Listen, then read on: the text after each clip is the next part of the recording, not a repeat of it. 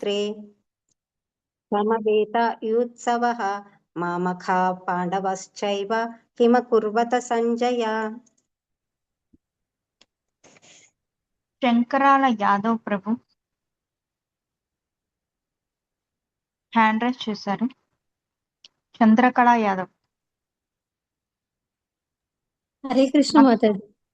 దండోత్ ప్రణామం మాతాజీ. హరే కృష్ణ మాతాజీ. ఆ శ్లోక చదవాలని చేసినాను మాతాజీ. చదవండి మాత. ధృతరాష్ట్ర ఉవాచ ధర్మక్షేత్రే కురుక్షేత్రే సమవేతాయుయుస్తవ మామకా పాండవచైవ కిమకుర్వత సంజయ. హరే కృష్ణ మాతాజీ. దండోత్ ప్రణామం. సరోజ మాతాజీ. హరే కృష్ణ మాతాజీ. శ్లోకం చదవటానికి హ్యాండ్ రైజ్ చేశారు మాతాజీ. చదవండి. దండవత్ ప్రణామం మాతాజీ. ధృతరాష్ట్ర ధర్మక్షేత్రే కురుక్షేత్రే సమవేతాయుయుత్సవః మామకాః పాండవశ్చైవ కిమకుర్వత సంజయ. హరే కృష్ణ మాతాజీ. నరసింహదాస్ ప్రభుజీ. దండప్రణం మాతాజీ. హరే కృష్ణ. దండవత్ ప్రణామం ప్రభుజీ. ధృతరాష్ట్ర ఉవాచ ధర్మక్షేత్రే కురుక్షేత్రే సమవేతాయుజుత్సవః మామకాః పాండవశ్చైవ కిమకుర్వత సంజయ. హరే కృష్ణ మాతాజీ. నాగమణి మాతాజీ మీరు చదువుతారు. హరే కృష్ణ మాతాజీ. హరే కృష్ణ మాతాజీ.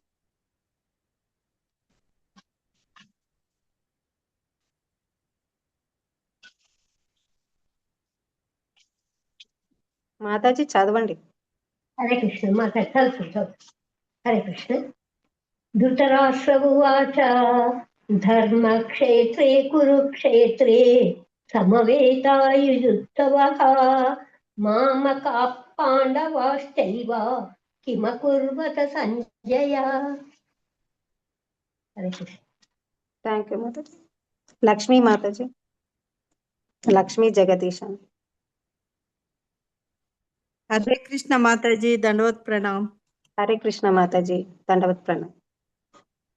ధర్మక్షేత్రే కురుక్షేత్రే సమవేతాయుయుత్సవః మామకా పాండవైశ్చైవ కిమకుర్వత సంజయ. నీతికా మాతాజీ మీరు చదువు. హరే కృష్ణ మాతాజీ. హరే కృష్ణ మాతాజీ. ధృతరాష్ట్రవాచ ధర్మక్షేత్రే కురుక్షేత్రే సమవేతాయుయుత్సవః మామకా పాండవాశ్చైవ కిమకుర్వత సంజయ. హరే కృష్ణ మాతాజీ. హరే కృష్ణ. జ్యోతి మాతాజీ. హరే కృష్ణ మాతాజీ. హరే కృష్ణ. అమ్మా ధృతరాష్ట్రము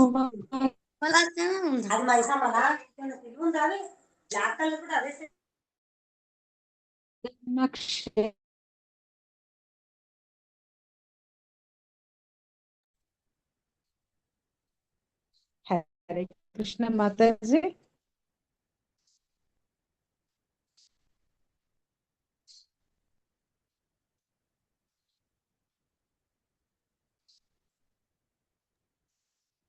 మాతాజీ మీరు మ్యూట్ లో ఉన్నారు మాతాజీ. మీరు చదవండి నేను మాతాజీ. అన్మ్యూట్ చేస్తున్నాను. జ్యోతి మాతాజీ మీరు చదవండి. చదువుతున్నా. ధృతరాష్ట్రమువాచ ధర్మక్షేత్రే కురుక్షేత్రే సమవేతాయుయుత్సవః మామకా పాండవశ్చైవ కుర్వత సంజయ. హరే కృష్ణ మాతాజీ. హరే కృష్ణ. ఉమా మాతాజీ మీకు చదువు. హరే కృష్ణ మాతాజీ. దండవత్ ప్రణామం. ధృతరాష్ట్ర ఉవాచ ధర్మక్షేత్రే కురుక్షేత్రే సమవేతాయుయుత్సవః మామకాః పాండవాశ్చైవ కిమకుర్వత సంజయ. శమిత మాతాజీ. హరే కృష్ణ మాతాజీ. హరే కృష్ణ మాతాజీ. ధృతరాష్ట్ర ఉవాచ ధర్మక్షేత్రే కురుక్షేత్రే సమవేతాయుయుత్సవః మామకా పాండవక్షైవ కిమకుర్వత సంజయ. శ్రీదేవి మాతాజీ. హరే కృష్ణ మాతాజీ దండవత్ ప్రణామం. హరే కృష్ణ మాతాజీ. ధృతరాష్ట్ర ఉవాచ ధర్మక్షేత్రే కురుక్షేత్రే సమావేతాయుత్సవః మామకాః పాండవశ్చైవ కిమకుర్వత సంజయ. మంజుల మాతాజీ. హరే కృష్ణ మాతాజీ. హరే కృష్ణ మాతాజీ. ధృతరాష్ట్ర ఉవాచ ధర్మక్షేత్రే కురుక్షేత్రే సమవేతాయుయుత్సవః మామకాః పాండవశ్చైవ కిమకుర్వత సంజయ. శ్రీలత మాతాజీ. హరే కృష్ణ మాతాజీ. హరే కృష్ణ మాతాజీ. ధృతరాష్ట్రవాచ ధర్మక్షేత్రే కురుక్షేత్రే సమవేతాయుత్సవః మామకః పాండవాశ్చైవ కిమకుర్వత సంజయ. హరే కృష్ణ మాతాజీ. థ్యాంక్ యూ సో మచ్ మాతాజీ. ప్రణామాలు మాతాజీ. Thank you Mataji. Thank you మాతాజీ అందరికి. అయితే ఇప్పుడు ఇక్కడ ఈ శ్లోకం గురించి చెప్పుకునే ముందు ఫస్ట్ ఇక్కడ ప్రభుపాదుల వారి భాషలో ఫస్ట్ పారాలో భగవద్గీత గురించి ఇక్కడ చెప్తున్నారు అన్నమాట. అయితే భగవద్గీత దీని గురించి మనకి గీతా మహత్యంలో ఏం చెప్తున్నారు మీకేమైనా ఐడియా ఉందా మాతాజీ? అంటే భగవద్గీత విన్నా చదివినా ఏంటిది లాభము అని? ధర్మం అనేది ఎప్పటికీ మరవకూడదు. అంటే గీతా మహత్యంలో ఇలా చెప్పినారనమాట. అంటే భగవద్గీత విన్నా చదివినా అంటే మనం భక్తితోటి పఠిస్తే మహావిష్ణువు నివాసమైన వైకుంఠానికి పుణ్యక్షేత్రమైన దాన్ని పొందుతాము అని ఒకటి. ఇంకా మనం గతంలో చేసిన దుష్కర్మల ఆ ప్రతిచర్యలు మనకి ఏవి రావన్నమాట. మనం ఎలాంటి కర్మ చేసినా దానికి ప్రతిచర్యలు మనకి ఎదురుపడవన్నమాట. అంటే భగవద్గీత భక్తితోటి చదవాలన్నమాట. ఇంకొకటి మనం రోజు స్నానం చేస్తాం కదా, అది శుభ్రపరుస్తుంది మన శరీరాన్ని. కానీ గంగా జలంతో సమానమైన భగవద్గీతాన్ని పఠిస్తే మన భౌతిక జీవితంలోని మురికి అంతా నశిస్తుంది అని ఇక్కడ గీత మహత్యంలో ఇక్కడ చెప్పినారు అనమాట. ఇంకేం చెప్పినారు? భక్తితోటి ఎవరైతే భగవద్గీత పఠనం చేస్తారో వాళ్ళు ఈ జనన మరణ చక్రం నుంచి బయటపడతారు అని ఇక్కడ చెప్తున్నారు అనమాట. అందుకని మనం ఇక్కడ ఈ భౌతిక ప్రపంచంలో మన కార్యకలాపాలలో చాలా బిజీగా ఉంటాం కదా, అలాంటి వాళ్ళు వేదాలు అవన్నీ చదవలేరు. కాబట్టి ఈ భగవద్గీత మనము క్రమం తప్పకుండా వినడం లేకపోతే చదవడం లాంటివి చేయాలి అని ఇక్కడ చెప్తున్నారు అనమాట. అంటే గీతా మహత్యంలో భగవద్గీత గురించి ఇక్కడ చెప్పినారు అనమాట ఫస్ట్ పారాలు. అయితే ఇంకేం చెప్తున్నారు? భగవద్గీత అంట పరమాత్మ జీవుడితోటి మాట్లాడేదన్నమాట భగవద్గీత. అయితే ఇది స్వయంగా భగవంతుడే మన మానవులకి మార్గదర్శనం కోసం భగవద్గీత బోధించిండ్రు అనమాట. అర్జునుని ద్వారా మనకి బోధించారనమాట. అది భగవద్గీత అన్నమాట. అయితే ఇప్పుడు ఇది భగవద్గీత మనం ఎట్లా అవగాహన చేసుకోవాలి, ఎలా వినాలి మాతాజీ? ఎవరి ద్వారా వినాలి? గురువుల ద్వారా మాతాజీ. గురువు ద్వారా గురువుల ద్వారా వినాలి మాతాజీ. ఎస్ మాతాజీ, కరెక్ట్ చెప్పినారు మీరు. ఎప్పుడైనా ఈ భగవద్గీత మనము గురు పరంపరలో వచ్చే కృష్ణ భక్తుల ద్వారానే మనం అవగాహన చేసుకోవాలన్నమాట. ఇప్పుడు ఇక్కడ అర్జునుడు స్వయంగా భగవంతుడు చెప్తేనే విన్నాడు అనమాట. ఆయన అర్థం చేసుకున్నాడు అనమాట భగవద్గీత. ఇప్పుడు మనము ఈ భగవద్గీత యథాతథం మనకి శ్రీల ప్రభుపాదుల వారు ఇచ్చినారు, మనం చదువుతున్నాం.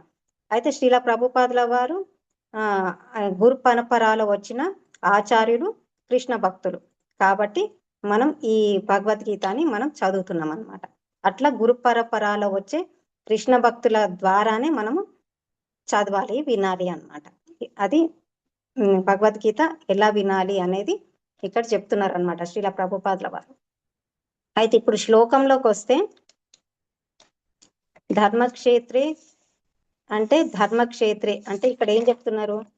ధృతరాష్ట్రుడు ఇక్కడ ఫస్ట్ శ్లోకం నుంచి స్టార్ట్ చేశారనమాట భగవద్గీతలో. ధృతరాష్ట్రుడు ఏం అడుగుతున్నాడు? నా పుత్రులు ఏం చేస్తున్నారు, పాండు పుత్రులు వారందరూ ఆ యుద్ధ రంగంలో ఏం చేస్తున్నారు అని అడుగుతున్నారు అనమాట. అయితే ఇది మనకి ఎవరికైనా యుద్ధ రంగంలో ఏం చేస్తారు? యుద్ధం చేయడానికే వెళ్తారు కదా.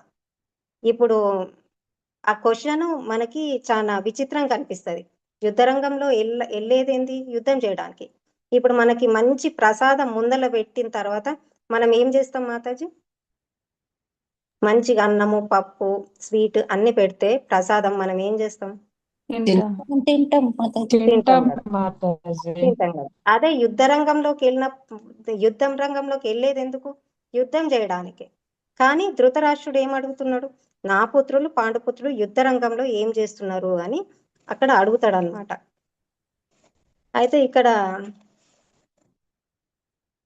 ఇక్కడ ఏమనుకోవాలంటే అందరు సమావేశం అయ్యేది యుద్ధం చేయడానికే, కాబట్టి యుద్ధం చేయడానికి వెళ్తారు.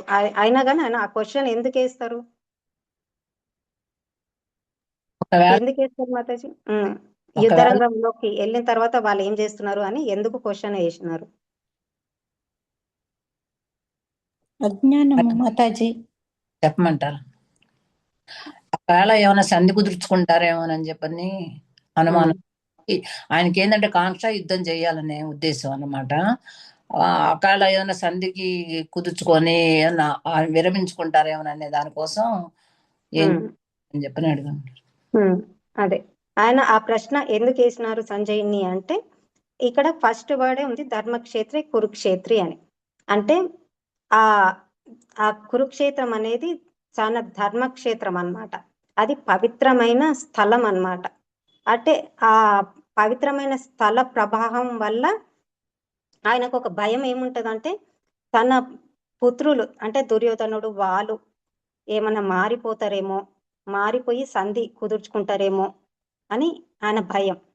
ఇంకొక ఆశ కూడా ఉంటది ఆయనకి. ఏంటి? ఈ పాండవులు ఇంతకు ముందు జరిగినవన్నీ అంటే ఆ అన్యాయంగా అన్ని జరుగుతాయి కదా వాళ్ళకి, అవన్నీ మర్చిపోయి వాళ్ళు మనకి రాజ్యం ఇచ్చేస్తారేమో అని కూడా ఆశ ఉంటది ఆయనకి. ఒక భయము ఉంటది, ఒకటి ఆశ ఉంటది అనమాట. వాళ్ళకి మొత్తం రాజ్యం ఇచ్చేసి వెళ్ళిపోతారేమో ఏ అడవుల కన్నా అని కూడా ఒక ఆశ ఉంటది అనమాట. అయితే ఇక్కడ మనం తెలుసుకోవాల్సింది ఏముంది అంటే ఆయన భయం ఏంటిది? దుర్యోధనుడు మారిపోతాడేమో అని. అయితే మన జీవులం కూడా మనుషులం కూడా ఎప్పుడైనా ఎంత తప్పులు చేసినా గాని మంచి సాంగత్యంలో ఉంటే ధార్మికంగా ఉండే వాళ్ళ సాంగత్యంలో ఉంటే మనం కూడా మారిపోతాం అన్నమాట. అట్లా ఆయన భయపడతాడు అనమాట. దుర్యోధనుడు కూడా ఏమైనా మారిపోతాడేమో ఆ పవిత్రమైన స్థలంలో ఉండడం వల్ల అని ఆయన అనుకుంటుంటాడు అనమాట. అయితే ఇక్కడ ఇంకేం చెప్తున్నారు? ధృతరాష్ట్రుని వైఖరి గురించి ఇక్కడ ఇంకొక మాట చెప్తున్నారు అనమాట. ఆయన ఏమంటున్నారు? ఇక్కడ ధృతరాష్ట్రుని వైఖరి ఎట్లా తెలుస్తుంది అనమాట. ఏమని ఇక్కడ ఏమంటున్నారు? నా పుత్రులు పాండురాజు పుత్రులు అని అంటున్నాడు. అంటే అక్కడ అనాల్సింది ఏంటిది? ఆయన తమ్ముని పిల్లలు అంటే ఆయన పిల్లలు అనమాట. నా పిల్లలు అని అనుకోవాల్సింది పోయి ఆయన ధృతరాష్ట్రుడు ఏమంటున్నారు? వాళ్ళని వేరు చేసి మాట్లాడుతున్నారు అనమాట. అయితే ఇప్పుడు మనకి కుంతి మహారాణి కూడా మాద్రికి 2 పిల్లలు ఉంటారు. ఎవరు మాతాజీ మాద్రి పిల్లలు? నకుల సహదేవులు అన్నమాట. అయితే ఇప్పుడు మాద్రి వెళ్ళిపోయినప్పుడు కుంతి మహారాణి వాళ్ళని ఎట్లా చూసుకుంది? నకుల సహదేవులని అర్జునుడు ఆ పిల్లలతో సమానంగా ఆమె పెంచింది అనమాట. కానీ ఇక్కడ ధృతరాష్ట్రుడు ఏం చేస్తున్నాడు? ఆయన తమ్ముని పిల్లల్ని వేరు చేసి మాట్లాడుతున్నారు అనమాట. అయితే ఇక్కడ ధృతరాష్ట్రుని వైఖరి కూడా మనకి తెలుస్తుంది అనమాట. అయితే ఇంకేం చెప్తున్నారు ఇక్కడ? ఇప్పుడు ఇక్కడ ఇదంతా సంజయుడు ధృతరాష్ట్రునికి చెప్తున్నారు కదా. ఇప్పుడు సంజయుడు ఎలా చెప్తున్నారు ధృతరాష్ట్రునికి? ఎలా చెప్పగలుగుతున్నారు? దివ్య దృష్టితోటి మాతాజీ. దివ్య దృష్టి, వ్యాసుడు ప్రసాదించిన దివ్య దృష్టితో. అక్కడ లేకపోయినా కనిపిస్తా ఉంటుంది, తెలుసు. చెప్పండి. అయితే సంజయుడు వ్యాసదేవుని శిష్యుడు అన్నమాట. అయితే ఆయనకి వాళ్ళ గురువుల అనుగ్రహంతో ఆయనకి దివ్య దృష్టి ఉంటదన్నమాట. ఆయన యుద్ధ రంగంలో ఏం జరుగుతుందో ఆయన దర్శించగలుగుతారన్నమాట. అందుకని ధృతరాష్ట్రుడు సంజయుని అడుగుతాడనమాట, యుద్ధ రంగంలో ఏం జరుగుతుందో చెప్పమని. అందుకని సంజయుడు చెప్తుంటాడు అనమాట ధృతరాష్ట్రునికి. అయితే ఇక్కడ ధృతరాష్ట్రుడు వైఖరి తెలిసిపోయింది కదా. అయితే అస్సలైతే ధర్మక్షేత్రం ఆయన ఏమనుకుంటుంటారు, మొత్తం రాజ్యం మాకే వస్తుంది అని నమ్మకంతో ఉంటాడు అనమాట.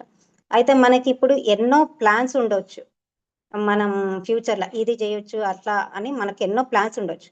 కానీ కృష్ణ ప్లాన్స్ వేరే ఉంటాయి అన్నమాట. అంటే ఇక్కడ కూడా ఏంటిది, ధృతరాష్ట్రుడు ఏమనుకుంటున్నాడు, తన పుత్రులకి రాజ్యమంతా లభించాలి అని అనుకుంటున్నాడు. కానీ అక్కడ కృష్ణ ప్లాన్ ఏంటిది వేరే ఉందన్నమాట. అక్కడ అంటే ఎట్లయితే పంట పొలాలలో కలుపు మొక్కలను తీసి వేస్తామో అట్లా ధర్మక్షేత్రం లాంటి పొలంలు అన్నమాట. ఆ పొలంలో ఈ కలుపు మొక్కలు లాంటి ధృతరాష్ట్ర పుత్రులని తీసివేయాలని అది కృష్ణ ప్లాన్ అన్నమాట. అంటే మళ్ళీ ధర్మ సంస్థాపన చేయాలి, పాండవులకి రాజ్యం రావాలి అని కృష్ణుని ప్లాన్ అన్నమాట. అట్లా అందుకని అక్కడ అలాంటి కలుపు మొక్కలు లాంటి ధృతరాష్ట్ర పుత్రులని తీసివేయాలని అనుకుంటుంటారు అన్నమాట. ఇక్కడ ధర్మాత్ములైన పాండవులను ప్రతిష్ఠించాలని అది కృష్ణుని ప్లాన్ అన్నమాట.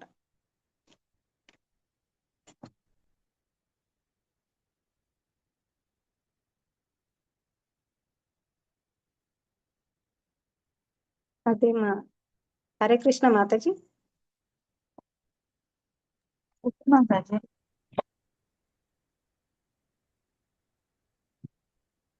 హరే కృష్ణ మాతాజీ, చెప్పండి మాతాజీ. మాతాజీ అంటే ఓకేనా, అయిపోయిందా? విద్యులత మాతాజీ ఏమైనా యాడ్ చేస్తారా? హరే కృష్ణ, విద్యులత మాతాజీ ఉన్నారు. ఇక్కడ అంటే మాతాజీ ఇక్కడ మనము ఇక్కడ అంటే తెలుసుకోవాల్సింది ఏంటిదంటే అతి మమకారము అతి ఆసక్తి అన్నది అంటే దేని మీద ఎక్కువ ఉంచుకోవద్దు మనము. ఇప్పుడు అతి ఆసక్తి ధృతరాష్ట్రుడికి ఆయన సింహాసనమే కాదు అసలు, అది వాళ్ళ తమ్ముడు సింహాసనము. జస్ట్ ఆయన అడవికి వెళ్ళినప్పుడు టేక్ కేర్ చేయమని చెప్పేసి ఆ సింహాసనం ఆయనకి ఇచ్చి వెళ్ళిండు, కానీ దాని మీద అతి మమకారం పెంచుకున్నాడు. అట్లా మనకి అట్లా పెంచుకోవద్దు అని చెప్పేసి, అంటే ఆయన లోపల ఉన్నటువంటి ఆ లక్షణాలు మనం అట్లా దేని మీద కూడా మమకారం కానీ ఆసక్తి అన్నది మనం పెంచుకోవద్దు. అది మితిమీరింది అనుకోండి ఆ మమకారము, అప్పుడు మనకి ఏమవుతుంది, ఆధ్యాత్మికంగా మనము ఆందోళన అయిపోతాం అతి మమకారం అతి ఆసక్తి వలన. అందుకనే భగవంతుడు మనకి ఏం చెప్తున్నాడు, వైరాగ్యాన్ని పెంచుకోమని చెప్తున్నారు భగవద్గీతలో. మమకారం దేని మీద పెంచుకోమని చెప్తున్నారు, భగవంతుని పైన మనము మమకారాన్ని పెంచుకోవాలి. పెంచుకోవడం వలన మనము భగవంతునికి దగ్గర కాగలుగుతాం. ఈ విధంగా అంటే ధృతరాష్ట్రునికి ఉన్నటువంటి అట్లాంటి లక్షణాలు మనము త్యజించాలి అని చెప్పి చెప్తున్నారు. ఈ శ్లోకం ద్వారా మనము ఇది తెలుసుకోవచ్చు.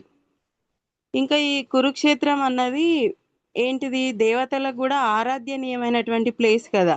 అందుకనే అక్కడ ఆయన టెన్షన్ పడుతున్నాడు ధృతరాష్ట్రుడు, నా కొడుకులు ఇంకా ఎక్కడ వాళ్ళు మనసు మార్చుకున్నారో, యుద్ధం నుంచి అంటే విరమించుకుంటారో అని చెప్పేసి. ఇంకా కురుక్షేత్రం ఏంటిది, అక్కడ పరశురాముడు 21 సార్లు యుద్ధం చేసిండంట అక్కడ. ఎవరిని అంటే చెడు ప్రవర్తనతోటి ఉన్నటువంటి క్షత్రియుల పైన యుద్ధం చేసి వాళ్ళని సంహరించిండంట ఆ కురుక్షేత్రంలో. అందుకని అక్కడ ఆ కురుక్షేత్ర అంటే ఆ క్షత్రియులు చనిపోయిన తర్వాత అక్కడ ఆ రక్తము ఒక 5 లేక్స్ లాగా ఫామ్ అయినాయంట అక్కడ.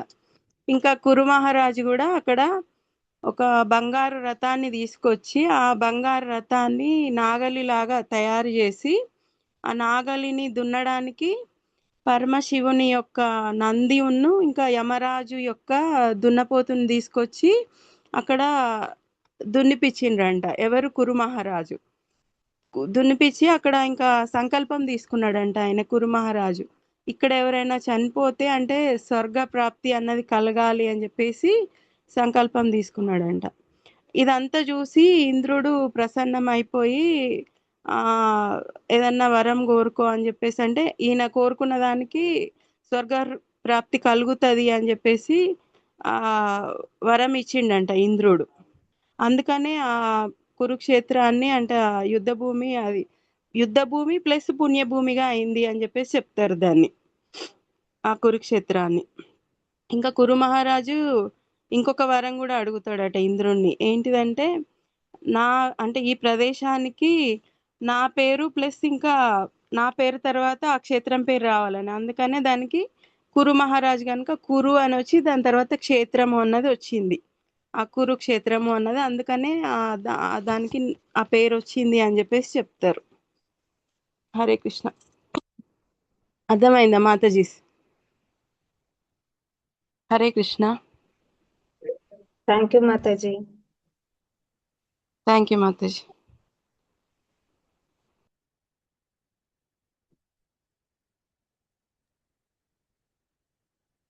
హరే కృష్ణ. గీతా సందేశ్ ఇంగ్లీషు ఎవరు ప్రభు? హరే కృష్ణ గంగాధర్ ప్రభు. హరే కృష్ణ మాతాజీ, దండోత్ ప్రణామ్. హరే కృష్ణ ప్రభు, దండోత్పన్నం ప్రభు.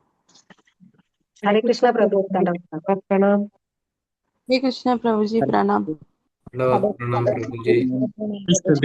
కృష్ణ ప్రభు. హరే కృష్ణ. అంటే నేను చెప్పాలని రాలేదు. హరే కృష్ణ ప్రభు. హరే కృష్ణ ప్రభు, హరే కృష్ణ. హరే కృష్ణ, దండోత్ ప్రణామ్. హరే కృష్ణ. హరే కృష్ణ ప్రభు, ప్రణామ్. మనము శ్రీమద్ భగవద్గీత చాలా డీటెయిల్డ్ స్టడీ చేద్దామని చెప్పి సంకల్పం తీసుకున్నాము. సో భగవద్గీత మనకి ఎంత విన్నా కూడా మనం తెలుసుకోవాల్సింది చాలా ఉంటుంది. నేను ప్రతిరోజు ఎంతో కొంత శ్రీమద్ భగవద్గీత కొన్ని అధ్యాయాలు చదవడానికి ప్రయత్నం చేస్తుంటాను. కానీ ప్రతిరోజు కూడా నాకు కొత్తగా మళ్ళీ చదువుతున్నట్టే అనిపిస్తుంది అనమాట. ఎందుకు అంటే మనకి మనుష్యుడు ఎప్పుడు సంతోషంగా ఉంటాడు, ఎప్పుడు సంతోషంగా ఉండడానికే మనుషుడు ప్రయత్నిస్తూ ఉంటాడు. కానీ ఆ ప్రయత్నం ఏ విధంగా ఉంటుంది అంటే ఏవో తాత్కాలికమైనటువంటి విషయాలని పట్టుకొని సంతోషంగా ఉండడానికి ప్రయత్నిస్తూ ఉంటాడు. కానీ ఆ విషయాన్ని తెలుసుకోకపోయేసరికి మళ్ళీ దుఃఖానికి లోనవుతూ ఉంటాడు. అలా అందుగురించని మనుష్యుడు ఎప్పుడైతే ఈ పరమోత్కృష్టమైనటువంటి శ్రీమద్ భగవద్గీత, ఈ భగవంతుడు పంచినటువంటి ఈ జ్ఞానాన్ని ఎప్పుడైతే సాధన చేస్తూ ఉంటాడో మెల్లమెల్లగా ఆ ఆనందామృతాన్ని రుచి చూస్తూ ఉంటాడు. అప్పుడు ఆ మనుషుడు ఆనందానికి దగ్గరవుతుంటాడు, పరమానందానికి దగ్గరవుతుంటాడు. అందు గురించని భగవద్గీత ఎంత చదివినా విన్నా కూడా మళ్ళీ చదవాలి, వినాలి అని అనిపిస్తుంది. మనకి మొదటి అధ్యాయంలో అర్జున విషాద యోగం. మనము జీవితంలో ఎన్నో చేస్తూ ఉంటాం. మన ఉద్యోగం కావచ్చు, లేకపోతే సంసార జీవితం కావచ్చు, ఇంకేదైనా పని కావచ్చు. మనం ఏ పని చేసినా కూడా అది ఎప్పుడైతే మనం భగవంతునికి అనుసంధానం చేస్తామో, భగవంతుని చేరుకోవడానికి మనం ఆ పనిని వినియోగిస్తామో అది యోగం అవుతుంది. అది దుఃఖం కావచ్చు, లేకపోతే ఉద్యోగం కావచ్చు, ఇంకేదైనా కావచ్చు, ఏ పనైనా కూడా ఏదైతే భగవంతునితో ఒక సంబంధాన్ని ఏర్పరచుకోవడానికి మనం ఏ పని చేస్తున్నప్పటికీ కూడా ఆ పని యొక్క అంతరార్థము భగవంతునితో సంబంధాన్ని ఏర్పరచుకోవడానికై ఉంటే కనుక అది యోగం అవుతుంది. ఇక్కడ అర్జునుడు తాను విషాదంలో ఉన్నాడు. ఈ మొదటి అధ్యాయంలో చాలా విషాదంగా ఉంటారు అర్జునుడు. మనకు ముందు శ్లోకాల్లో తెలుస్తుంది. ఈరోజు మనం మొట్టమొదటి శ్లోకమైనటువంటి ధృతరాష్ట్రుడు పలికినటువంటి మాటల్ని మనం విన్నాం. ధర్మక్షేత్రే కురుక్షేత్రే సమవేతాయుత్సవ మామకాహ పాండవార్ సేవకిమ కుర్వత సంజయ. నా కొడుకులు పాండురాజు కొడుకులు ఏం చేస్తున్నారయ్యా అని చెప్పేసి అడిగిన ఆ మాటలోనే ఒక మనిషి యొక్క స్వభావం ఎటువంటిది, ఆ మనిషి లోపల ఏ విధంగా ఏ విధమైనటువంటి ఆలోచన విధానంతో ఉన్నాడో అతడు మాట్లాడే మాట వైఖరితో మనం అర్థం చేసుకోవచ్చు.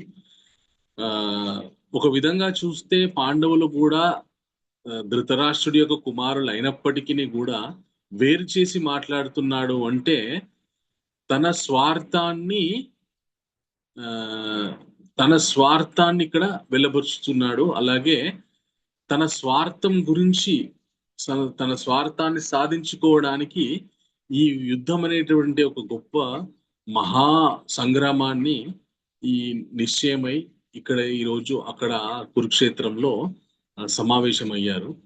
ఆ మాటలోనే మనకు అర్థమైపోతుంది ఎప్పటికీ కూడా పాండురాజు ఎన్నో తన కుమారుడి మీద ఎంతో ప్రేమతో అత్యంత ప్రీతితో ఉంటాడు. కొన్ని మొదటి నుండి చూసుకుంటే కూడా పాండవులు ఎప్పుడు కూడా సరిగ్గా సుఖపడింది లేదు.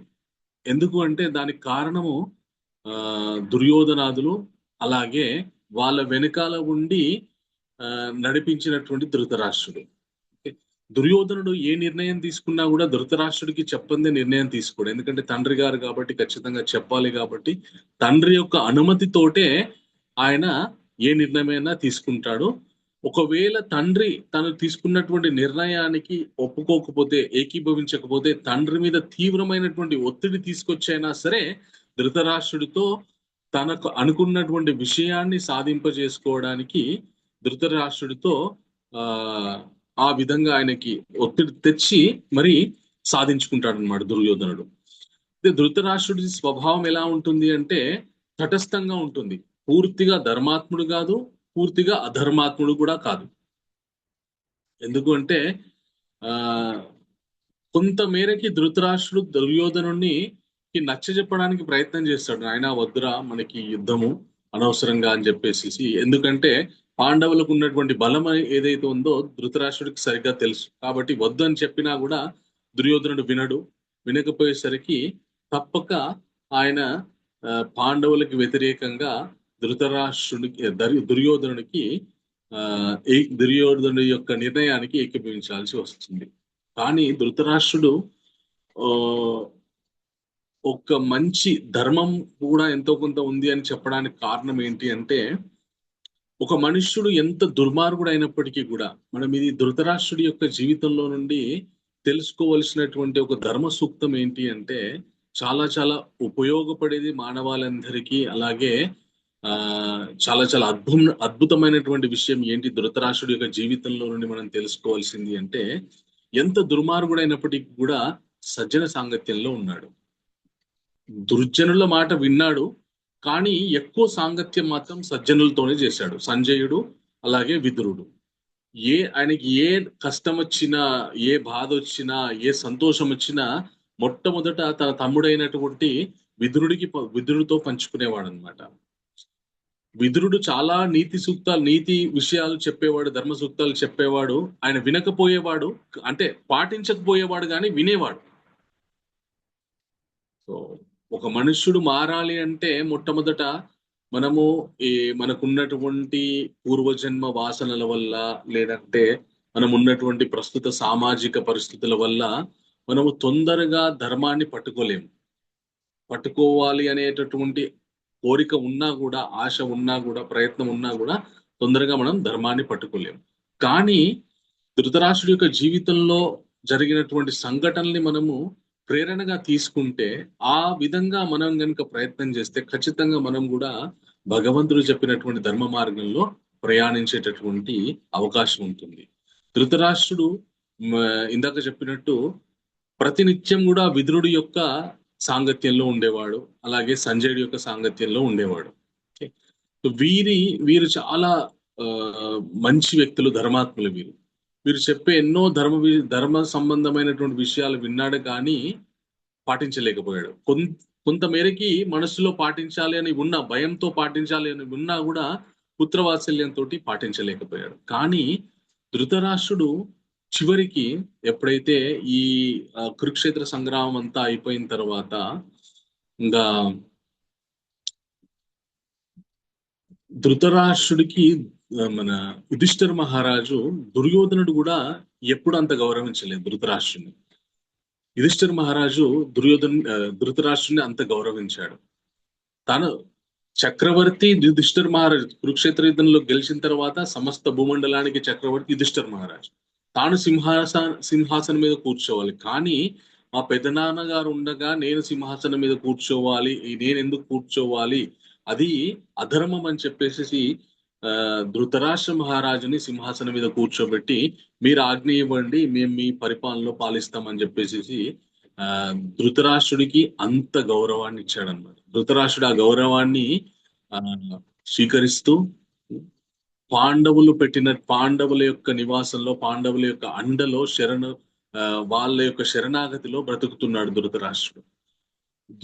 విదురుడు ఈ కురుక్షేత్ర యుద్ధం జరుగుతున్నప్పుడు ఆయన తీర్థయాత్రలకు వెళ్తాడనమాట. ఎందుకంటే ఇద్దరు కూడా అన్న పిల్లలే, ఇద్దరు కూడా పాండవులైనా కౌరవులైనా ఇద్దరు కూడా తన యొక్క అన్నల పిల్లలే. కాబట్టి వాళ్ళు కొట్టుకొని చనిపోతూ ఉంటే తాను చూడలేనని చెప్పేసి ఆయన తీర్థయాత్రలకు వెళ్తాడు. కురుక్షేత్ర సంగ్రామం అయిపోయిన తర్వాత ఆయన తిరిగి వస్తారు. వచ్చిన తర్వాత ధృతరాష్ట్రుని చూసి ఒక రోజు తీవ్రంగా మందలిస్తాడనమాట. అసలు నువ్వు మనిషివేనా?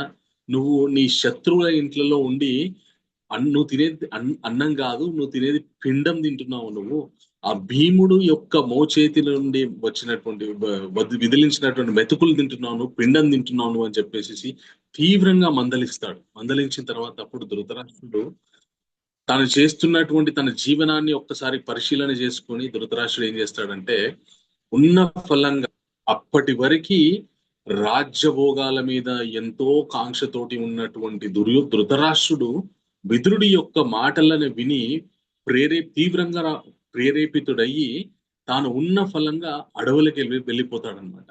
ఇంకా భగవంతుని ఇంకా తన మిగిలిపోయిన జీవితాన్ని మొత్తము ఆధ్యాత్మిక జీవితంగా గడపాలనే ఉద్దేశంతో అడవులకు వెళ్ళిపోయి తీవ్రమైనటువంటి తపస్సు చేస్తాడు. అష్టాంగ యోగ పద్ధతిలో తన శరీరాన్ని వదిలిపెట్టి వేస్తాడు అనమాట. తన బడబాగ్ని సృష్టించుకొని తన శరీరాన్ని ఒక యజ్ఞ హోమంలో మనం హవిస్ చేస్తాం కదా, ఆ విధంగా తన శరీరాన్ని అగ్నిలో వ్రేల్చేశాడన్నమాట. ఆ స్థాయికి వెళ్ళాడు. సో మనము ధృతరాష్ట్రుడికి ద్వంద్వ వైఖరి ఉన్నప్పటికీ కూడా, పరమ స్వార్థపూరితమైనటువంటి వ్యక్తి అయినప్పటికీ కూడా, తన జీవితాన్ని మొత్తం మనం పరిశీలిస్తే తన జీవితంలో చేసినటువంటి ఒక అద్భుతమైనటువంటి పని ఏంటి అంటే, అది మనందరికీ కూడా ఆదర్శనీయమైనటువంటి పని ఏంటి అంటే సజ్జన సాంగత్యం. సజ్జన సాంగత్యంలో నేను ఇందాక చెప్పినట్టు మన సామాజిక స్థితి పరంగా, లేదంటే మన పూర్వజన్మ వాసనల పరంగా మనము అంత ధార్మికులం అయి ఉండవచ్చు, ఉండకపోయి ఉండవచ్చు కూడా. కానీ ఈ సజ్జన సాంగత్యాన్ని మనం కొనసాగిస్తున్నాం అనుకోండి, మనము ఖచ్చితంగా ధర్మ మార్గంలో నడుస్తాము. భగవంతునికి అతి ప్రీతిపూర్వకంగా మనము నడుచుకునేటటువంటి బుద్ధి మన లోపల పెంపొందుతుంది అనమాట. ఈ భగవద్గీత ప్రతిరోజు సాయంకాలం మనము ఏవైతే ఈ క్లాసెస్ నిర్వహిస్తున్నామో, దీన్ని ఎవరెవరైతే ఇంతవరకు భగవద్గీత పూర్తిగా ప్రతి ఒక్క శ్లోకంతో కూడుకున్నటువంటి భగవద్గీత ఎవరైతే వినలేదో వారు ఈ అవకాశాన్ని చాలా చక్కగా సద్వినియోగపరుచుకోండి. క్రమక్రమం మనము సజ్జన సాంగత్యంలో ఉంటే మనం తొందరగా ఉద్ధరింపబడతాము. ఆదిశంకరాచార్యుల వారు చెప్తారనమాట, సత్సంగత్వే నిస్సంగత్వం, నిస్సంగత్వే నిర్మోహత్వం, నిర్మోహత్వే నిశ్చలతత్వం, నిశ్చలతత్వే జీవన్ముక్తి. జీవన్ముక్తి అంటే అది చాలా ఇప్పుడు ప్రస్తుతం మనకి చాలా పెద్ద పదము. కానీ మనకు కావాల్సింది ఏంటి అంటే, మన దైనందిన జీవితంలో మనం పడుతున్నటువంటి ఆటుపోట్ల నుండి మనకు ముక్తి కావాలి.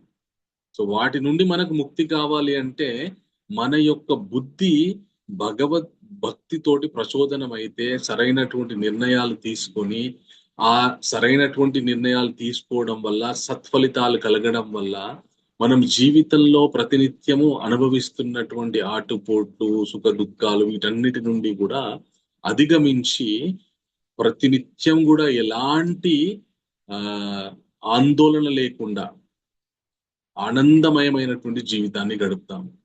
ఆ ఆనందమయమైనటువంటి జీవితాన్ని ప్రతినిత్యం గడపాలి అంటే మనము కొద్దిగా ప్రయత్నం చేయాలి. ఈ మనం ప్రతిరోజు సాయంకాలము ఏదైతే ఈ క్లాసెస్ లో మనం అందరం సమావేశం అవుతున్నామో వీటిని మనము ప్రతిరోజు క్రమం తప్పకుండా క్లాస్ జాయిన్ అయ్యి మనం ఏం చెప్తున్నారు, శ్లోకాలు నేర్చుకోవడానికి ప్రయత్నం చేయాలి. అలాగే ఆ శ్లోకాల్లో కృష్ణుడు ఏం చెప్పారు, అర్జునుడు ఏం అడిగారు, కృష్ణుడు ఏం చెప్పారు, వాటిలో ఉన్నటువంటి నీతి మన జీవితానికి ఏ విధంగా పనికి వస్తుంది, ఈ విషయాల్ని మనము చక్కగా పరిశీలించి మన జీవితంలో సమన్వయం చేసుకున్నాం అనుకోండి, మనకి ఏ పెద్ద కష్టం వచ్చినా కూడా అదొక చిన్న ఆట విడుపు లాగానే ఉంటుంది తప్ప మనల్ని ఇబ్బంది పెట్టదు. సో కృష్ణుడే చెప్తాడు భగవద్గీతలో, జ్ఞానం ఎలా వస్తుంది అంటే శనైరుపరమై బుద్ధి ధృతి గ్రహితయ ఆత్మ సంస్థమన కృత్వా నకించిత్ అపి చింతయేత్ అర్జున అని 6వ అధ్యాయంలో కృష్ణ చెప్తారు. నాయన అర్జున, మెల్లమెల్లగా అర్జునుడంతటి వాడే ఈ భగవద్గీత జ్ఞానాన్ని విన్న తర్వాత, స్వామి నా వల్ల కాదు, మీరు చెప్పినటువంటి విధి విధానాలు ఏవైతే ఉన్నాయో అవి అంత పాటించలేను, నేను నా వల్ల కాదు, నేను సామాన్యుణ్ణి, నాకు ఇంత పెద్ద పెద్ద విషయాలు మీరు చెప్తున్నారంటే అప్పుడు భగవంతుడు అభ్యాసం చెయ్యయ్యా, పర్వాలేదు, నీకు వస్తాయి, నువ్వు నేర్చుకోగలవు, నువ్వు కూడా గొప్ప స్థితికి వెళ్తావు అని చెప్పేసి భగవంతుడు చెప్తాడు. అలాగే ఆ అభ్యాసం ఎలా చేయాలంటే శనైర్ ఉపరమి, మెల్లమెల్లగా చేయాలన్నమాట. మనకి ఒక విషయం చెప్తారనమాట, ఏమనంటే ఒక బండరాయి మీద ఒక్కొక్క చుక్క పడ్డదనుకోండి, ఆ బండరాయికి కూడా రంధ్రం అవుతుంది అనమాట. ఆ చుక్క యొక్క ప్రవాహం వల్ల మీరు ఒక బకెట్ నీళ్ళు తీసుకొచ్చి బండరాయి మీద వెయ్యండి, పడేయండి, బండరాయికి ఏం కాదు. కానీ క్రమం తప్పకుండా ఒక్కొక్క చుక్క పడ్డదనుకోండి, ఆ బండరాయికి కూడా పగుళ్ళు వచ్చేస్తాయి. ఓకే, నీటి బిందువు పెద్ద, అది మన మీద పడితే మనకేం హాని జరగదు. కానీ ఒక్కొక్క చుక్క పడ్డదనుకోండి, అది చాలా మార్పు తీసుకొస్తుంది. అలాగే ప్రతిరోజు కొంత సమయం భగవద్గీత శ్లోకాలు వినడానికి, ఆ కృష్ణ పరమాత్మ మనందరినీ ఉద్ధరించడానికి అర్జునుని మాధ్యమంగా పెట్టుకొని మనందరికి ఏం చెప్పదలుచుకున్నాడో ఆ విషయాల్ని మనం క్రమం తప్పకుండా వింటూ ఉంటే మన జీవితం కూడా ఆనందమయం అవుతుంది. అలాగే భగవంతుని యొక్క కృప మనకి దక్కుతుంది. అలాగే ఇంకో చిన్న విషయం చెప్తాను. ఆదిశంకరాచార్యుల వారు ఏమన్నారు అంటే, ఈ భగవద్గీత ఏదైతే ఉందో, కించిత దీత భగవద్గీత గంగాజల్లవ కణికాపీత సహృద ప్రియేణ మురారి తస్య యమేనన చర్చ. మనకే తెలియదు మనం ఎలాంటి ఘోర ప్రమాదాలు అనుభవించబోతున్నామో, ఎలాంటి కష్టాన్ని అనుభవించబోతున్నామో, ఎలాంటి ప్రమాదకరమైనటువంటి ప్రయాణం జరుగుతుందో మనం శరీరం విడిచిపెట్టిన తర్వాత మనకు తెలియదు. వాటి నుండి బయటపడాలి అంటే కించిత దీత భగవద్గీత, ఈ భగవద్గీతలోని ఏ కొంచెమో నేర్చుకున్నావనుకో నువ్వు, అది చాలు. ఈ భగవద్గీతలోని ఏ కొద్ది శ్లోకం, ఏ ఒక్క లైను నేర్చుకుని ఆ మురారిని, ఆ కృష్ణుణ్ణి ఎప్పుడో ఒకప్పుడు ఎంతో మనస్ఫూర్తిగా ఒక్కసారి స్మరించుకున్నా చాలు, నీ జీవితం తరిస్తుంది. ఇంకా యముడితో చర్చ అనేటువంటిది ఉండదు. అంటే యముడితో చర్చ అంటే మన జీవితంలో ఉండేటటువంటి ఘోరమైనటువంటి మనం మనకు తెలియదు మన జీవితంలో మనం ఏం అనుభవించబోతున్నాము. మనకి ముందు గీతలో వస్తాయి కర్మ గురించినటువంటి విశేషాలు. మన ప్రారంధం ప్రకారము మన భవిష్యత్తులో ఎలాంటి ఇబ్బందులు మనము పడబోతున్నామో మనకు తెలియదు. కొంత మేరకి మనకి జాతక శాస్త్రం చెప్పినప్పటికీ కూడా వాటి నుండి బయటపడాలంటే ఏవో కొన్ని మనం ఉపాయాలు చేసుకున్నప్పటికీ కూడా తాత్కాలికమే అవన్నీ కూడా. ఎప్పుడైతే మనుష్యుడు జ్ఞానాన్ని సముపార్జన చేస్తాడో అప్పుడు మాత్రమే తన యొక్క కర్మ ఫలాలు అనేటువంటివి తగ్గిపోతాయి. కృష్ణ చెప్తారనమాట, ఏమనంటే యదైదాంస సమిద్ధాగ్ని భస్మసాత్ కురుతే అర్జున, జ్ఞానాగ్ని సర్వకర్మ భస్మసాత్ కురుతే తథా అని చెప్తారు.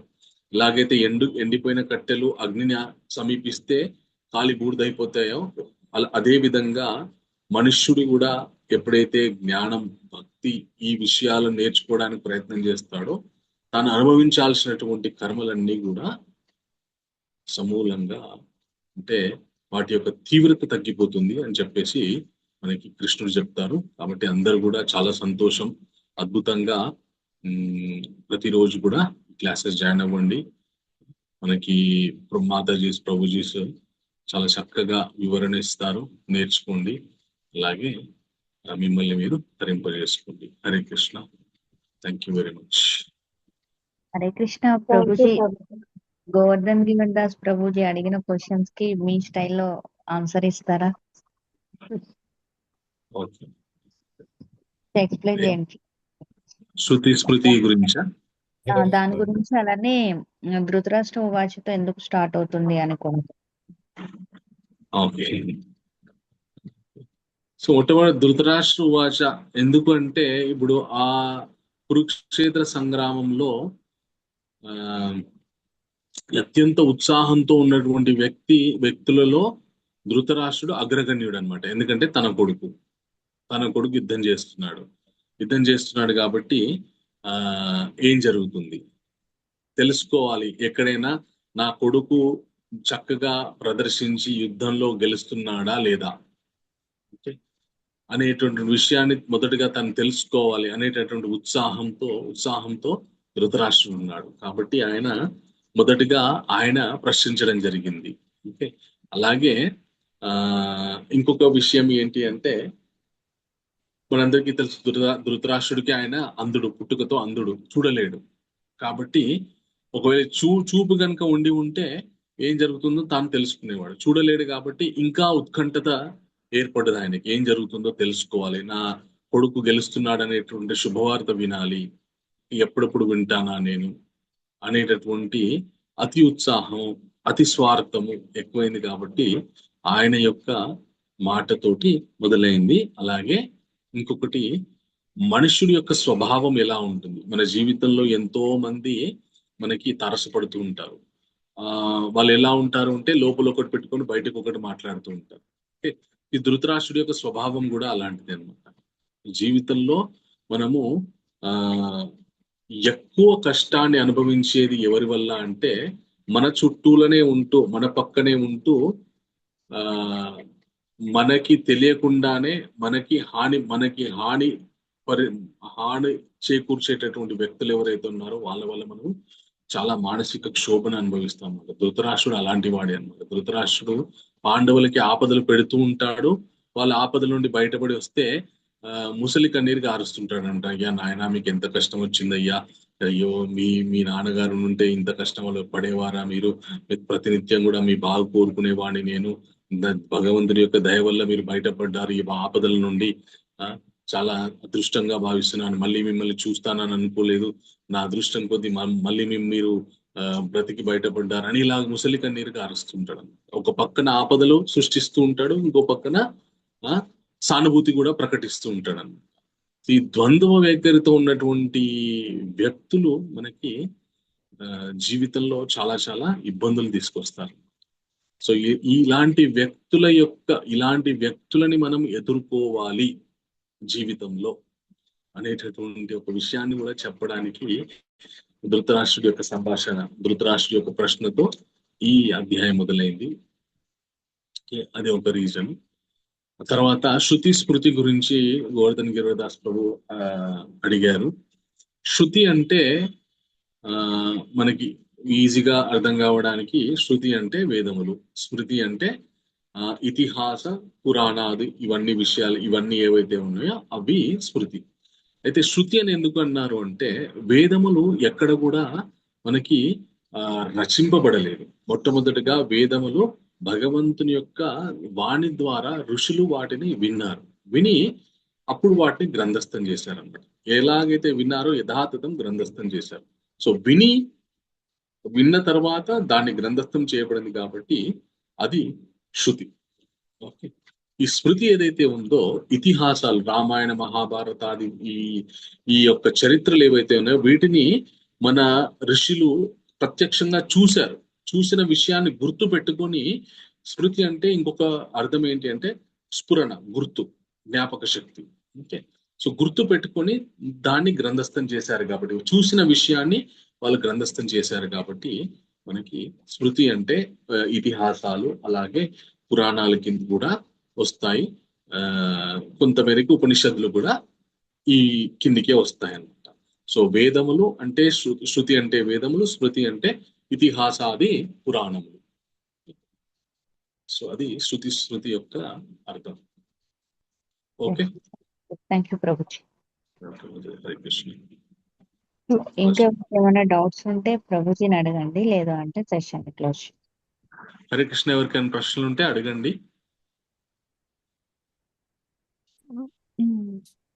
ప్రభుజీ, మనం ఇక్కడ అనుకుంటాం కదా, మనం భగవద్గీత అని ఈ పేరుని ఇక్కడ పాపులరైజ్ చేసింది ఎవరు ప్రభుజీ? అంటే గీతలో ఎన్నో అధ్యాయాలు ఉన్నాయి, అంటే మొత్తం మహాభారతంలో ఎన్నో అధ్యాయాలు ఉన్నాయి, కానీ మనకి భగవద్గీత మాత్రమే ఏదో సాంగ్ ఆఫ్ గాడ్ అని చెప్పి భగవద్గీత అని పేరిచ్చి దీన్ని యాక్చువల్లీ ఇది మనం నేర్చుకోవాల్సింది, మన జీవితానికి అన్వయించుకోవాల్సింది కరెక్టే, కానీ దాన్ని పాపులరైజ్ ఎలా చేశారు, దాన్ని ఫస్ట్ పట్టుకొచ్చింది ఎవరు, దీని గురించి ఏమైనా కొంచెం ఇంట్రొడక్షన్ ఇస్తారా? అయితే భగవద్గీత మనకి మహాభారత అంతర్గతమైనటువంటి ఒక సంభాషణ. ఓకే, అయితే మహాభారతంలో కృష్ణుడు ఎన్నో చోట్ల మాట్లాడాడు, పాండవులతోటి, కౌరవులతోటి, ఇంకా వేరే వేరే చోట్ల, చాలా చోట్ల మాట్లాడారు. ఓకే, అవన్నీ కూడా భగవంతుడు పలికినటువంటి విషయాలే. ఓకే, సో వాటిని కూడా ఒక చోట సంగ్రహం చేసేసి ఇవి కూడా భగవంతుడు పలికినటువంటి విషయాలే అని చెప్పేసి చెప్పవచ్చు. కానీ కేవలం ఈ కురుక్షేత్ర సంగ్రామంలో జరిగినటువంటి ఈ సంభాషణని మాత్రమే ప్రత్యేకంగా తీసి హైలైట్ చేసి ఇది మాత్రమే భగవద్గీత అనేటటువంటి విషయాన్ని అని ఎందుకు ప్రాచుర్యం చేశారు అంటే, భగవంతుడు ఎప్పుడైనా కూడా ఆయన మానవాళి ఏ విధంగా జీవించాలి అనేటటువంటి విషయాల్ని ఆయన ఆచరించి మన చేత ఆచరింపజేయడానికి ప్రయత్నం చేస్తుంటారు. సో ఈ 700 శ్లోకాల సంభాషణ ఏదైతే ఉందో దీంట్లో భగవంతుడు పర్టికులర్ గా మనుషుడి యొక్క జీవితం ఏ విధమైనటువంటి అవగాహనతోటి గడపాలి అనేటటువంటి విషయాన్ని దీంట్లో విపులంగా చర్చించబడ్డది కాబట్టి దీన్ని ప్రత్యేకంగా తీసి హైలైట్ చేయడం జరిగిందండి. అది ఒక విషయం. ఇంకొక విషయం ఏంటంటే, ఇవి భగవంతుని యొక్క నోటి నుండి జాలువారినటువంటి పదములు, భగవంతుని యొక్క నోటి నుండి జాలువారినటువంటి జ్ఞానం కాబట్టి దీనికి ఒక ప్రత్యేకంగా భగవద్గీత అనేటటువంటి నామకరణం చేసేసి మనకి ప్రచారంలోకి తీసుకొచ్చారనమాట. ఈ మహాభారతంలో మిగతా ఉన్నటువంటి విషయాలు ఏవైతే ఉన్నాయో అది సంభాషణ. కృష్ణుడు, అర్జునుడు, లేదంటే కృష్ణుడు, కౌరవులు, ఇంకా చాలా మందితో మాట్లాడుతుంటారు. అది కేవలము సంభాషణ. అప్పటికి అక్కడ ఆ సందర్భంలో ఏం మాట్లాడాలో మాట్లాడతాడు అంతే. ఆ సందర్భానికి అనుగుణమైనటువంటి విషయాలు మాత్రమే మాట్లాడతాడు. కానీ ఈ భగవద్గీత ఏదైతే ఈ 700 శ్లోకాల్లో భగవంతుడు మాట్లాడినటువంటి విషయం ఏదైతే ఉందో అది ఆ సందర్భానికి పూర్తిగా మనకి డైరెక్ట్ గా ఏమంటారు ఉపయోగపడుతుంది అని అనుకోవచ్చు. కానీ ఆ సందర్భం అక్కడికి ఉపయోగపడడం కంటే కూడా ఆ విషయంలో ఆ సీన్ లో లేకున్నా కూడా మనము తర్వాత కూడా దాన్ని ఆ సంభాషణ మనం తీసుకొని మన జీవితంలో ఎంతో ఉన్నత స్థితికి వెళ్ళొచ్చు అనమాట. ఉదాహరణకి ఇప్పుడు కృష్ణుడు, అర్జునుడు మన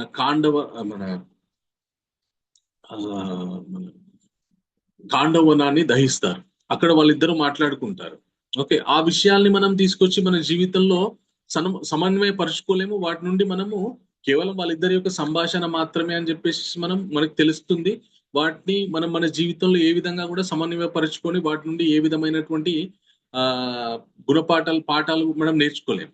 కానీ ఈ పర్టికులర్ సెక్షన్ ఏదైతే ఉందో, అర్జునుడు అడిగినటువంటి ప్రశ్న, కృష్ణుడు చెప్పేటటువంటి ప్రశ్న ఏదైతే ఉందో, ఇది ప్రతినిత్యం అర్జునుడు పొందినటువంటి బాధ, అర్జునుడు పొందినటువంటి స్థితి, అలాగే అర్జునుడికి వచ్చినటువంటి ప్రశ్నలు, ఇవి ప్రతినిత్యం కూడా మనుషుడై పుట్టిన ప్రతి ఒక్కరికి, ఆడ కావచ్చు మగ కావచ్చు, ప్రతి ఒక్కరికి ఉద్భవించేటటువంటి ప్రశ్నలే. సో వీటికి భగవంతుడు జవాబు చెప్తున్నాడు. కాబట్టి భగవంతుడు అవతరించడానికి ఇంకొక ముఖ్య ఉద్దేశం ఏంటి అంటే, మానవాళిని ధర్మం వైపు నడిపించడానికి చేసేటటువంటి ప్రయత్నమే భగవంతుడు మళ్ళీ అవతరించడానికి ఉన్నటువంటి అవతరించడానికి గల ముఖ్య ఉద్దేశం. కాబట్టి ఈ పర్టికులర్ సెక్షన్ లో ఆ ముఖ్య ఉద్దేశాన్ని మనకి చెప్పే విధంగా సమాధానాలు ఉంటాయి. కాబట్టి ఈ పర్టికులర్ సెక్షన్ ని మాత్రమే భగవద్గీత అని చెప్పేసి మనకి ఇచ్చారు. దీంట్లో కేవలం భగవంతుడి యొక్క సూచనలు ఉంటాయి. కాబట్టి దీన్ని భగవద్గీత అని చెప్పి ప్రచారంలోకి తీసుకొచ్చారు. అండ్ మనకు కూడా ఇప్పుడు మహాభారతం చదవండి అంటే 1,00,000 శ్లోకాలు ఉంటాయి. ఆ 1,00,000 శ్లోకాలు చదివి మనం ఏం చదవడానికే ఎంతో కాలం పడుతుంది. కాబట్టి మనము నేర్చుకోవాల్సినటువంటి విషయాలు త్వరగా నేర్చుకోలేము. కానీ ఒక దగ్గర ఒక చిన్న సంపుటిలో ఇస్తే మాత్రం తొందరగా నేర్చుకోవచ్చు, తొందరగా తెలుసుకోవచ్చు అనేటటువంటి ఉద్దేశంతో కూడా ఋషులు దీన్ని ప్రత్యేకంగా తీసిపెట్టారు అన్నమాట. ప్రత్యేకంగా దీన్ని ఒక గ్రంథం లాగా 700 శ్లోకాన్ని ఒక గ్రంథం లాగా పెట్టారనమాట. వాస్తవానికి భగవద్గీతలోని ఈ మనం 18 అధ్యాయాలు ఉన్నాయి కదా, వాటికి తర్వాత నామకరణం జరిగింది. కృష్ణుడు చెప్పేటప్పుడు నాయన నేను ఇప్పుడు నీకు భక్తి యోగ చెప్తున్నాను, నేను ఇప్పుడు నీకు కర్మయోగ చెప్తున్నాను, నేను ఇప్పుడు నీకు ధ్యాన యోగ చెప్తున్నాను అని చెప్పలేదు. వాళ్ళ ఇద్దరి మధ్యలో అలా సంభాషణ జరుగుతూ ఉంది. కానీ ఋషులు దాన్ని అర్థం చేసుకొని దాన్ని విభజించారనమాట. ఒక్కొక్క కొన్ని శ్లోకాలు, ఈ శ్లోకము లో స్వామి ఈ విషయాల్లో, ఈ సంభాషణలో స్వామి ఈ ఫలానా విషయం గురించి ఎక్కువగా ప్రతిపాదించారు. కాబట్టి ఈ అధ్యాయానికి ఈ పేరు ఇద్దామని చెప్పేసి ఆ విధంగా తర్వాత విభజించి దీన్ని ఒక ప్రత్యేకమైనటువంటి గ్రంథంగా రూపొందించి మనందరికీ అందించారనమాట. ఒకవేళ మనుష్యుడు తన ఉన్నటువంటి తక్కువ సమయంలో ఉన్నటువంటి శాస్త్రాలు ఎలాగో చాలా కష్టం చదవడం. ఫస్ట్ ఆఫ్ ఆల్ చదవాలని ఆలోచన రావడమే చాలా కష్టం. వచ్చిన తర్వాత చదవడం మొదలు పెడితే అవి పూర్తి చేయడం ఇంకా కష్టం. కాబట్టి అవి పూర్తి చేయలేకపోయినా కూడా ఈ ఒక్క 700 శ్లోకాలతో కూడుకున్నటువంటి ఈ పుస్తకాన్ని గనక మనుషులకు అందిస్తే దీని ద్వారా సమస్త శాస్త్ర సారాన్ని మనుషులు తెలుసుకోగలుగుతారని ఋషులు చేసినటువంటి కృషి మన ముందు ఉన్నటువంటి ఈ భగవద్గీత. ఓకే మాతాజీ.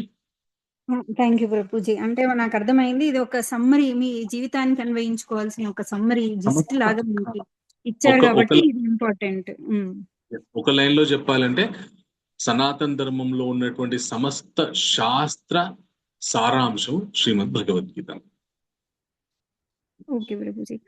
ఇంకొక చిన్న డౌట్ ఉంది. యాక్చువల్లీ నేను నిన్న స్టార్ట్ అయినప్పుడు నేను చదువుతున్నాను అనమాట, భగవద్గీత ఎలా వచ్చింది, ఎక్కడి నుంచి వచ్చింది అంటే ఇది మనకి 6th బుక్ లో భీష్మ పర్వం అనే దాని నుంచి స్టార్ట్ అయింది, అందులో నుంచి 25th చాప్టర్ నుంచి స్టార్ట్ అయింది అన్నారు. సో అది నేను చదువుతుంటే అది గూగుల్ జెమినీ ప్రాబ్లం కూడా అయి ఉండొచ్చు. అది చెప్తుంది యాక్చువల్లీ మన భీష్ముడు చనిపోయిన తర్వాత అతను చనిపోయిన తర్వాత సంజయుడు వచ్చేసి బ్యాక్ వెళ్ళి ధృతరాష్ట్రుని స్టోరీ లాగా ఇదంతా చెప్తూ వచ్చాడు. This is not the live గా జరిగిన సంభాషణ కాదు, ఆయన బ్యాక్ వెళ్ళి ఫ్లాష్ బ్యాక్ లో ఇదంతా చెప్పుకుంటూ వచ్చారని నేను చదివాను. అది యాక్చువల్లీ నిజమా, లేకపోతే ఇది యాజ్ ఇట్ ఈస్ జరుగుతున్నప్పుడు ఆయన చెప్పారా? సో దాని మీద భిన్న అభిప్రాయాలు ఉన్నాయన్నమాట. మనకి మహాభారతంలో అయితే ప్రత్యక్షంగా జరిగినటువంటి సంభాషణని సంజయుడు ధృతరాష్ట్రుడికి లైవ్ టెలికాస్ట్ ఇచ్చారు అని మనకి మహాభారతంలో ఉంది. కానీ కొన్ని వాదనలు ఏమన్నాయంటే లేదు ఇది లైవ్ గా జరగలేదు, సంజయుడు తర్వాత ఫ్లాష్ బ్యాక్ చెప్పినట్టు చెప్పారని చెప్పేసి ఉంది. కానీ యాక్చువల్ గా అయితే లైవ్ గానే జరిగింది. లైవ్ గా అక్కడ ఏం జరుగుతుందో సంజయుడికి తర్వాత జరిగినటువంటి విషయం అయితే వ్యాస భగవానుడు సంజయుడికి దివ్య దృష్టి ఇవ్వాల్సినటువంటి అవసరం లేదు. మొత్తం కురుక్షేత్ర సంగ్రామం మొత్తం జరిగిపోయింది అనుకోండి, జరిగిపోయిన తర్వాత సంజయుడు ధృతరాష్ట్రుడికి చెప్పాడు అనేటటువంటి వాదన ఏదైతుందో అది కొద్దిసేపటి కరెక్ట్ అనుకుంటే, ఒకవేళ మరి అలాంటప్పుడు వ్యాస భగవానుడు సంజయుడికి దివ్య దృష్టి ఇవ్వాల్సినటువంటి అవసరం లేదు. జరిగిపోయింది కాబట్టి ఎవరో ఒకరి దగ్గర నుండి అడిగి తెలుసుకొని ఏం జరిగిందో తెలుసుకొని మన ధృతరాష్ట్ర మహారాజుకి చెప్పవచ్చు. ఆ మాత్రం దానికి దివ్య దృష్టి ఎందుకు అవసరం? వ్యాస భగవానుడు దివ్య దృష్టి ఎందుకు ఇచ్చాడంటే వీళ్ళు కురుక్షేత్ర సంగ్రామంలో వీరు వెళ్ళలేరు, అక్కడ ఉండి చూడలేరు, వీరు వేరే చోట ఉండాలి, కానీ అక్కడ ఏం జరుగుతుందో తెలుసుకోవాలి. అందు గురించని వ్యాస భగవానుడు దివ్య దృష్టి ఇచ్చాడు. సో దివ్య దృష్టి ఇచ్చాడు ఎందుకు ఇచ్చాడు అంటే లైవ్ గా ఏం జరుగుతుందో తెలుసుకొని ధృతరాష్ట్ర మహారాజుకి చెప్పడానికి వ్యాస భగవాను దివ్య దృష్టి ఇచ్చాడనమాట. సో ఆ విషయాన్ని బట్టి మనం ఏం అర్థం చేసుకోవచ్చు అంటే ఎస్, ఇది లైవ్ గా జరిగినటువంటి విషయాన్నే సంజయుడు ధృతరాష్ట్ర మహారాజుకి చెప్పాడు. ఒకవేళ అలా కాకపోయి ఉంటే అసలు సంజయుడికి దివ్య దృష్టి ఇవ్వాల్సినటువంటి అవసరమే లేదు. ఆ విషయాన్ని బట్టి అర్థం చేసుకోవచ్చు అనమాట. ఓకే ప్రభుజీ, నేను కూడా అదే అనుకున్నాను. లేకపోతే మరి అదే ఇంట్రెస్ట్ తో పాండవ పుత్రులు ఏం చేస్తున్నారు, నా కుమారులు ఏం చేస్తున్నారని స్టార్ట్ చేయాల్సిన అవసరం కూడా లేదని నేను కూడా అనుకున్నాను. మాట్లాడే విధానమే అక్కడ ప్రస్తుతం జరుగుతున్నటువంటి ప్రజెంట్ టెన్స్ లో మాట్లాడారు. అక్కడ ధృతరాష్ట్ర మహారాజు ప్రజెంట్ టెన్స్ లో మాట్లాడారు. ఆయన ప్రశ్న నా కొడుకులు ఏం చేశారు, ఒకవేళ పాస్ట్ టెన్స్ అయిపోయి ఉంటే కనుక అయిపోయిన విషయాన్ని నాకు చెప్పయ్యా సంజయ అని ధృతరాష్ట్ర మహారాజు అడిగి ఉంటే అప్పుడు ధృతరాష్ట్ర మహారాజు కురుక్షేత్రంలో నా కొడుకులు ఏం చేశారు అని అడిగి ఉండేవారు. పాస్ట్ టెన్స్ లో అడిగారు, కానీ ఇక్కడ ప్రజెంట్ టెన్స్ లో అడిగారు కాబట్టి so it happened lively and which was told to Dhritarashtra Maharaj by Sanjaya. Okay Prabhuji, thank you Prabhuji. Hare Krishna. Hare Krishna Prabhuji. Hare Hare Krishna Krishna Prabhuji.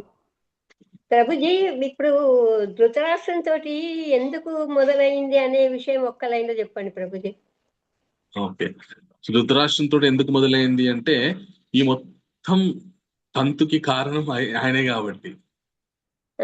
నేను అదే అన్నాను మా ప్రభుజీ, మూల కారణం తనే అయ్యాడు కాబట్టి అందుకొరకే తనతోటి మొదలైందని నిన్న చెప్పాను ప్రభుజీ. నేను కొడుకుని చిన్నప్పటి నుండి అతి గౌరవం చేయడం వల్ల జరిగినటువంటి ప్రమాదం. చిన్నప్పటి నుండే 4 గంటిచ్చి విధవ ఇతర ధర్మం మనుషులు పాటించాల్సింది, ఇంత స్వార్థంగా ఉండకూడదు అని కొడుకుకు బుద్ధి చెప్తుంటే ఇంత ఘోర విపత్తు వచ్చేది కాదు. Thank you Prabhuji. హరే కృష్ణ. హరే కృష్ణ. ఇంకెవరికైనా ప్రశ్న ఉందా? హరే కృష్ణ ప్రభుజీ. హరే కృష్ణ ప్రభుజీ, ఇప్పుడు వ్యాస భగవానుడు అయితే రాశారు కదా ఇది భగవద్గీత. అంటే ఇప్పుడు దివ్య దృష్టి సంజయ్కి ఇచ్చినాక మళ్ళీ ఇప్పుడు వ్యాస భగవాన్ కూడా దివ్య దృష్టితోటే రాస్తారు కదా ప్రభుజీ. అంటే ఇప్పుడు సంజయుడు ఏదైతే చెప్తున్నారో ఇది వ్యాస భగవానుడు చూసి రాశారంటున్నారు కదా. ఎస్ మాతాజీ, ఇప్పుడు సంజయుడు ఏదైతే చెప్తున్నారో అందుకే మనకి వ్యాస భగవానుడు చెప్పినటువంటి ఈ గీతలో మనకి సంజయ్ వాచ, అర్జున వాచ, ధృతరాష్ట్ర వాచ ఇవన్నీ వస్తాయి. అయితే ఎప్పుడైతే ఇది యుద్ధం అయిందో అప్పుడు వ్యాస భగవానుడు కూడా ఉండొచ్చు కదా ప్రభుజీ. అప్పుడు ఆయన కూడా ఉన్నారు. ఆయన వచ్చి కలుస్తారు పాండవులకి. కలిసిన తర్వాత ఈ మొత్తం ఇతిహాసాన్ని ఆయన గ్రంథస్థం చేయడానికి కూర్చున్నప్పుడు ఆయన ఎవరెవరు ఏం మాట్లాడారో వాళ్ళ పేర్లతో సహా చెప్తారన్నమాట. థ్యాంక్ యూ ప్రభు. ఇది ఒక డౌట్ ఉండే నాకు. హరే కృష్ణ ప్రభు. థ్యాంక్ యూ ప్రభు. హరే కృష్ణ. ఇంకెవరికైనా ప్రశ్నలు ఉన్నాయా? చాలా సంతోషం. Thank you very much. అందరూ చక్కగా క్లాస్ జాయిన్ అయ్యారు ఈరోజు. ప్రతిరోజు కూడా ఇలాగే జాయిన్ అవ్వండి. రేపు మనకి క్విజ్ ఉంటుంది. ఓకే, గోవర్ధన్ గిరివర్దాస్ ప్రభు ఏం చెప్పారంటే చక్కగా మనం అసైన్మెంట్ అంటే మనం ఏదైతే చదువుకుంటున్నామో వింటున్నామో దాన్ని ఒక్కసారి మనం వెనక్కి వెళ్ళి ఎంతవరకు చదువుకున్నాము, ఏం విన్నామో ఇవి పరిశీలన చేసుకున్నాం అనుకోండి, మనకి విన్నది చదువుకున్నది గుర్తుంటుంది. సో మనం విని అలాగే వదిలేస్తే అది కూడా మనని వదిలేస్తుంది, ఆ జ్ఞానం కూడా మనని వదిలేస్తుంది. కాబట్టి విన్నది మన లోపలే ఉండాలి అంటే దాన్ని మళ్ళీ ఒక్కసారి బయటకు వెళ్ళకుండా ఒక్కసారి మన మనస్సులోనే మనము ఒక్కసారి వెనక్కి వెళ్ళి ఏం విన్నామని పరిశీలన చేసుకుంటే ఆ జ్ఞానం మనలోనే ఉంటుంది. సో అందు గురించి అని చిన్న చిన్న క్విజెస్ అవి ఇవి కొద్దిగా ఇంట్రెస్టింగ్ గా ఇంటరాక్టివ్ గా ఉండడానికి మన క్విజెస్ అవి ఉంటాయి. సో నా ఒక విన్నపం ఏంటి, రిక్వెస్ట్ ఏంటి అంటే అందరికీ దయచేసి ఈ క్విజ్ అందరూ పార్టిసిపేట్ చేయడానికి ప్రయత్నం చేయండి. ఇది ఏంటి అంటే మనకి ఎంతవరకు తెలుసు, నేను చెప్పాను కదా, విన్నది చదువుకున్నది మనకి ఎంత వచ్చు అనేటటువంటి విషయాన్ని మనం తెలుసుకోవడానికి ప్రయత్నం చేయకపోతే మనకి అది ఎక్కువ కాలం నిలవదు. కాబట్టి క్విజ్ లో పార్టిసిపేట్ చేసి మనం ఎంత మేరకి పట్టుకోగలుగుతున్నాము ఈ విషయాల్ని అనేటటువంటి విషయాన్ని మనం పరిశీలన చేసుకున్నాం అనుకోండి, మనకి ఇంకా అటెంటివ్ గా ఉండాలి అని అర్థమవుతుంది. లేదు అంటే ఇంకొక విషయం ఏంటి అంటే, ఓహో నాకు కూడా ఎంతో కొంత వస్తుంది అనేటటువంటి విషయం మనకి అర్థమవుతుంది. అండ్ ఇంకొక మెయిన్ చాలా చాలా అతి ముఖ్యమైనటువంటి విషయం ఏంటి అంటే, మనము కూడా ఎవరైనా ప్రశ్న అడిగితే చెప్పే విధంగా తయారవుతాం. సో మనం మీరు క్లాసెస్ వింటున్నారు కాబట్టి పలానా ప్రశ్న చెప్పండి, అసలు మన మహాభారతంలో కౌరవులు అందరూ చనిపోలేదట, ఒక ఆయన బ్రతికే ఉన్నాడట, మీకు తెలుసా అని అడుగుతారు. అవునా అట్లనా, ఏమో విన్నగానే అంత గుర్తు లేదు, ఎప్పుడో స్టార్టింగ్ లో అన్నట్టున్నారు కానీ గుర్తు లేదు అన్నాం అనుకోండి, ఇంకేం వింటున్నారని చెప్పేసి అంటారు. అసలు లేదు, అవును కరెక్టే, ఇట్లా జరిగింది. ధృతరాష్ట్ర మహారాజు యొక్క ఉంపుడుగత్తె యొక్క కుమారుడు ఒక ఆయన బ్రతికే ఉన్నాడు. యుధిష్ఠిర మహారాజు అన్నారు కూడా, అయ్యా ధృతరాష్ట్ర మహారాజా, మీ కొడుకులందరూ వెళ్ళిపోయారు, కానీ మీ ఒక సంతానం ఉన్నాడు, అతన్ని నేను రాజుని చెయ్యాలా అని చెప్పేసి యుధిష్ఠిర మహారాజు అడిగారు కూడా. సో ఇట్లాంటి సూక్ష్మమైనటువంటి విషయాలు కూడా మనకి తెలుస్తాయి. సో కాబట్టి అందరూ కూడా క్విజ్ లో పార్టిసిపేట్ చేయండి, చేసి మీ నాలెడ్జ్ ఒక్కసారి చెక్ చేసుకోండి, ఎంతవరకు నేర్చుకుంటున్నారు, ఎంత పట్టుకుంటున్నారని. Hare Krishna. Thank you very much. మళ్ళీ ఎల్లుండి గురువారం రోజు లక్ష్మీ ప్రకాష్ ప్రభు హ్యాండ్ రైస్ చేశారు, ప్రశ్న ఉందా ఏమన్నా?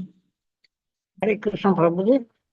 ఆయన బతికిన ఆయన ఒక్కరి పేరు ఏం పేరు ప్రభుజీ? ఆయన కౌరవుడు, ఆయన పేరు యుయుత్సుడు అంటారు, ఇంకొక సందర్భంలో ఏమో వికర్ణ అని కూడా అంటారు. వికర్ణ నిన్న ప్రభుజీ చెప్తుండే, గోవర్ధన్ గిరి ప్రభుజీ చెప్తుండే అన్నాడు, కానీ నేను మర్చిపోయినా, అందుకనే మళ్ళీ అడుగుతున్నాను ప్రభుజీ. సో పేరు యుయుత్సుడు అంటారు, ఇంకొక సందర్భంలో వికర్ణ అని కూడా అంటారు అన్నమాట. బట్ ఏదేమైనప్పటికీ కూడా ఆయన ధృతరాష్ట్రుడి యొక్క స్వంత కుమారుడు, అంటే తన గాంధారీ దేవికి పుట్టినటువంటి సంతానం కాదు. ధృతరాష్ట్ర మహారాజుకి ఒక ఉంపుడు గత్తె ఉండేదన్నమాట, ఆవిడ యొక్క సంతానం. అయితే 100 మందిలో ఈయన కలుస్తాడా ప్రభుజీ? ఈయన కలిసే ఉంటాడా కౌంట్ లో? మొదట్లో కలిసే ఉంటాడనమాట. ఈ మన కురుక్షేత్ర యుద్ధము మొదలయ్యేటప్పుడు కౌరవుల వైపే ఉంటాడు, ఉండి యుద్ధం చేయడానికి ఆయన కూడా సిద్ధం అవుతాడు. అయితే 99 మంది, కర్ణుడు 100 మంది లెక్క. అయితే ఇంకొక ఆవిడ ఉంటుంది మన దుశ్చల అని, మన దుర్యోధనుడు చెల్లె ఉంటుంది. ఓకే, ఆవిడతోటి 101. కురుక్షేత్ర యుద్ధం ఇంకా మొదలవుతున్న కొద్ది సమయం ముందు ఎవరైనా ఇంకా పాండవుల వైపు రావాలనుకుంటే అని ఒక చిన్న అనౌన్స్మెంట్ లాగా చేస్తారు. అప్పుడు ఈ యుత్సుడు వదిలేసి వెళ్ళిపోతాడు అన్నమాట కౌరవులని. అలాగా ఆయన బ్రతికే ఉంటాడు. ఓకే ప్రభు. హరే కృష్ణ. దండోత్సవం ప్రభు. హరే కృష్ణ. దండోత్సవం. ఓకే, చాలా సంతోషం. మళ్ళీ గురువారం రోజు కలుసుకుందాం మనము. అండ్ ప్రతి శుక్రవారం రామాయణం చెప్తామని చెప్పేసి సంకల్పం చేసుకున్నాము. సో గీత, రామాయణం రెండు కూడా మనము ప్రతి వారం నేర్చుకోవడానికి ప్రయత్నం చేద్దాము. హరే కృష్ణ. హరి హరి బోల్. హరి హరి బోల్.